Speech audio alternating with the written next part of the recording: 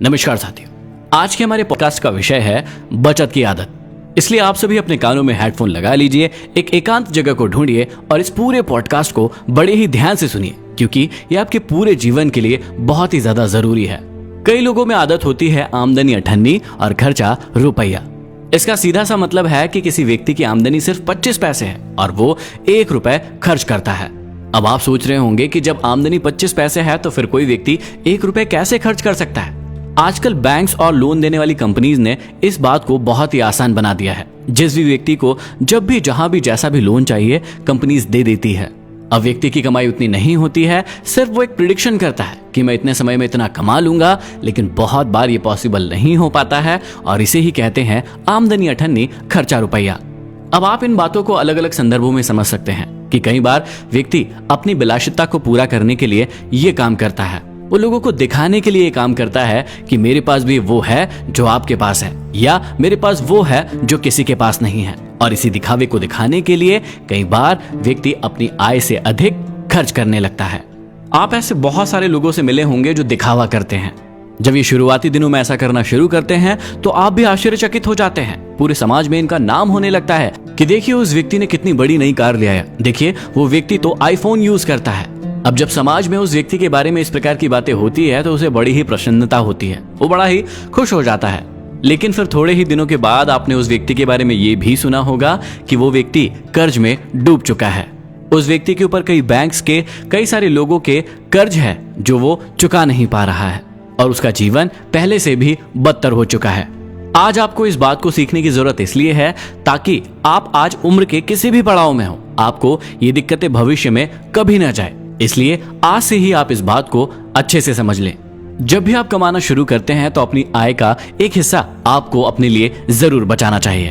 अब बचत करने की आदत डालने का मतलब ये बिल्कुल भी नहीं है कि आप अपने द्वारा कमाई गई आय की क्षमता को सीमित कर दें।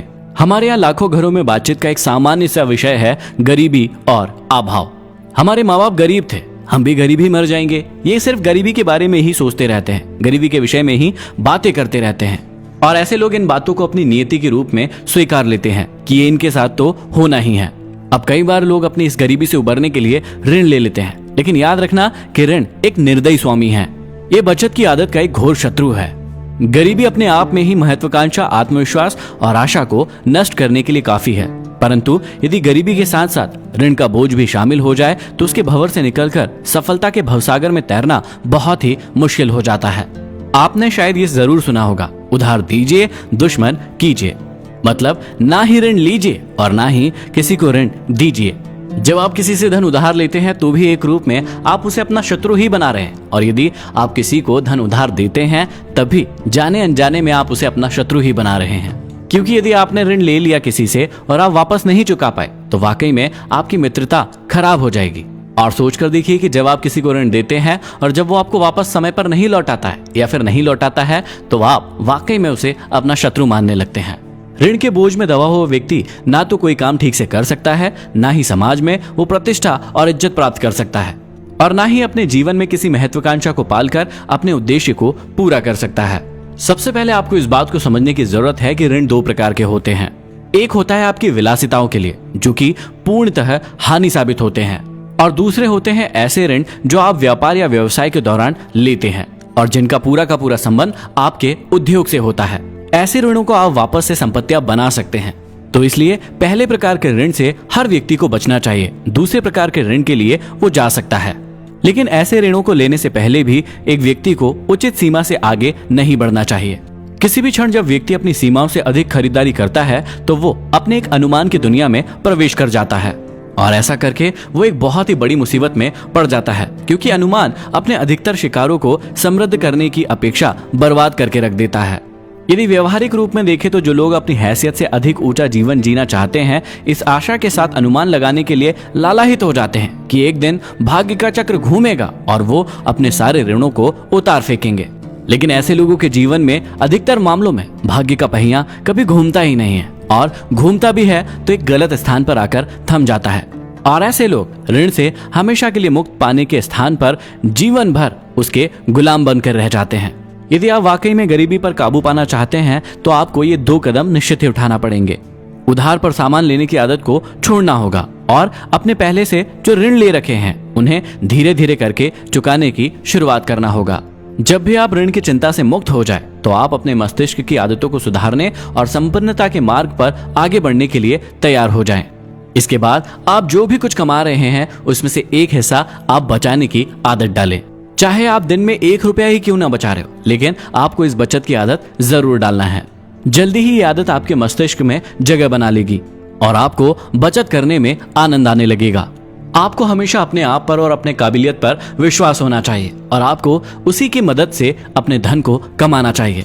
आपको हमेशा ही स्वावलंबी बनना चाहिए। दूसरों का मुंह नहीं ताकना चाहिए। दूसरों का मुंह ताकना कुत्तों का काम है। ये कुत्तों की आदत होती है कि वो दूसरों का मुंह ताकते रहते हैं। कई लोग सिखाते हैं कि संतोष करें, लेकिन यहाँ पर मैं आपको बताना चाहूंगा कि यहाँ पर भूल कर भी आप संतोष ना करें, क्योंकि जो मनुष्य इस संसार में आया है यदि वो संतोष करने लग जाएगा तो इसका मतलब होगा कि जड़ होकर बैठ जाना, एक जगह बैठ जाना। और जड़ व्यक्ति कभी भी लक्ष्मी को प्रिय नहीं होते हैं। और आप इस बात का भी ध्यान रखिए कि संतोषी होकर आप निराशावादी या निराशावादी होकर आप संतोषी बिल्कुल न बनिए। आप समय को पकड़िए, समय की कीमत जानिए। समय ही पैसा है। सामने से पकड़ने पर ही वो हाथ में आता है। उसके पीछे दौड़ने से अवसर हाथ से निकल जाते हैं। समय के पीछे रहने वाला व्यक्ति बैठकर पछताने के सिवा और कुछ नहीं कर सकता।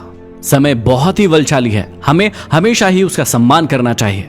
सम्मान और स्वागत हमेशा आगे बढ़कर ही किया जाता है। पीठ पीछे तो हमेशा निद्रा ही होती है। इसलिए आप एक एक क्षण को पकड़िए। पकड़ने का मतलब है कि आप प्रत्येक क्षण में कुछ न कुछ करते रहें। कुछ करते रहने का मतलब खुराफात करते रहना नहीं है, बल्कि कोई ऐसा उपयोगी काम करे जो आपके जीवन को श्रेष्ठ बनाने में आपकी मदद करे। भविष्य स्वर्ण अवसर तभी बन सकता है जबकि आप स्वयं उसके लिए तैयार रहें। जब अवसर आए तब उसके लिए तैयार मिलना ही मनुष्य की सफलता का गुप्त रहस्य है।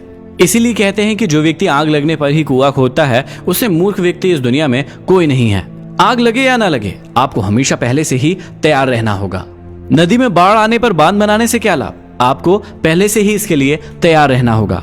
परिस्थितियों के लिए पहले से तैयार रहना ही सबसे बड़ी बुद्धिमत्ता है।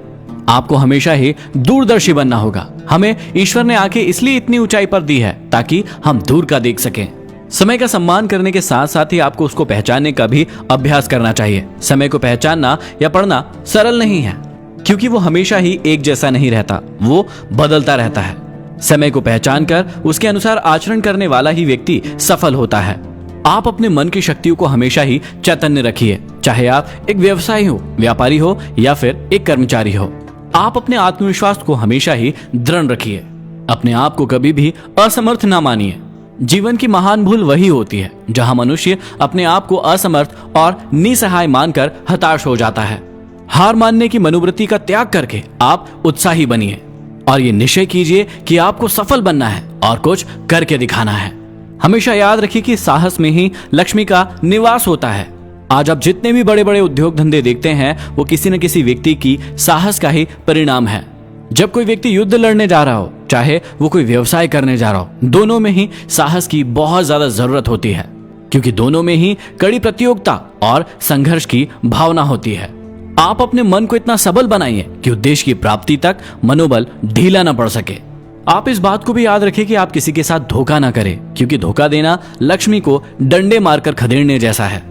विश्वास से बनाया गया धन हमेशा बना रहता है, और यदि आप धोखा देकर किसी से कुछ थोड़े समय के लिए प्राप्त भी कर लेंगे तो बाद में वो उससे ज्यादा मात्रा में आपके पास से वापस चला जाएगा।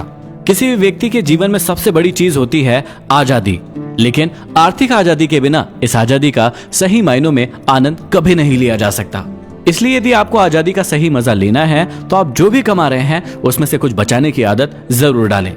आशा करता हूँ कि समझाई गई बातें आपको जरूर समझ में आई होगी। यदि आपके कोई विचार है तो हमें कमेंट बॉक्स में लिखकर जरूर बताएं। और पॉडकास्ट थोड़े लंबे होते हैं, लेकिन इनमें किसी भी विषय का पूरा ज्ञान आपको दिया जाता है, इसलिए इसे बड़े ही ध्यान से और पूरा सुने। अगले पॉडकास्ट में हम फिर मिलते हैं किसी नए विषय के साथ। तब तक के लिए धन्यवाद।